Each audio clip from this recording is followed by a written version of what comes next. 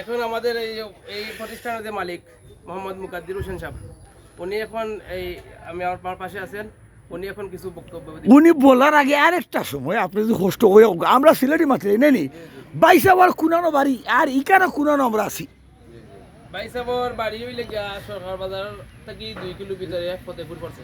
গ্রামের নাম ফতেপুর। আর ইয়ের আগে তার কুনানো আছিল ব্যবসা মাঝে জানতে চান গুরাইর রোডে, এটাও শাহজালাল খাদ্য ভান্ডার ছিল। না ওটা প্রতিষ্ঠানের নাম ছিল আব্দুল কাইম ট্রেডার্স। তো ওখান তাইন করছেন আচ্ছা আমার নতুন এটা উদ্বোধন করছেন যে শাহজালাল খাদ্য ভান্ডার নামে। আচ্ছা আমরা মামাজন সাবর গেছে সালাম জানতাম ভাই সাহেব হঠাৎ করি ইয়ে তো বড় প্রকল্প নিলা নাকি দা এটা উদ্যোগ কিলা খিতা হোকা জি আসসালামু আলাইকুম।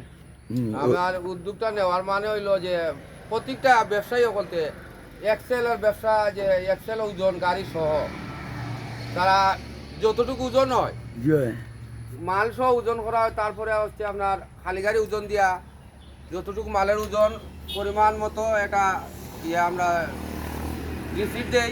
এই রিসিপ্ট অনুযায়ী মালের ওজনটা পরিমাণ বুঝিলাই ব্যবসায়ী বলতে।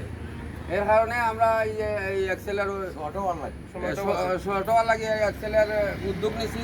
আমরা স্থানটা হচ্ছে সরকার বাজার, সদর মৌলভীবাজার, থানাও জেলা মৌলভীবাজার, আর বর্তমান স্থান এটা সরকার শেরপুর রোড সরকার বাজার স্থান।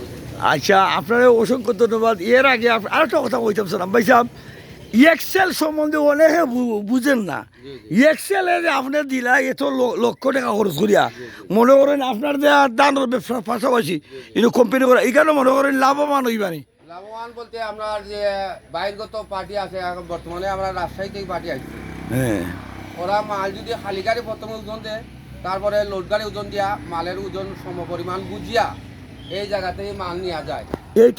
এইটা হইলো মানে সরকার অনুমোদিত নিবি জিএসটি অনুমোদিত। তো আমরা সম্মানিত ভিউয়ার্স আমরা সব কিছু পড়ইলো বুঝলাম, আরও একটু কইবা ভাই যাবে।